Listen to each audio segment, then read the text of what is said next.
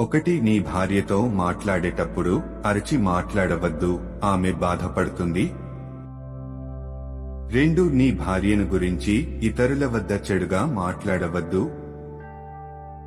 3, నీ భార్యతో పంచుకోవలసిన ప్రేమ ఆప్యాయతను వేరొకరితో పంచుకోవద్దు, అది వ్యభిచారం అవుతుంది. 4, ఇతర స్త్రీలతో నీ భార్యను పోల్చవద్దు, ఆ ఇతర స్త్రీ నీకు సరిజోడైతే దేవుడు ఆమెనే నీకు భార్యగా ఇచ్చేవాడు. 5, నీ భార్యతో సాధుగుణంతో మృదువుగా మసులుకో, ఆమె అన్నీ త్యాగం చేసి నీతో జీవిస్తుంది. నీవు కఠినంగా చిరాకుగా ఉంటే ఆమె ఎంతో బాధపడుతుంది. 6, నీ భార్యతో ఏది దాచిపెట్టవద్దు, మీరువురు ఏక శరీరులు, ఆమె నీతోటి సహాయకురాలు, ఆమెకు తెలియని రహస్యం ఉండకూడదు. 7, భర్తలారా మీ భార్యలను ప్రేమించుడి. 8, దేవుని దృష్టిలో పురుషునికి వేరుగా స్త్రీ లేదు, స్త్రీ వేరుగా పురుషుడు లేడు.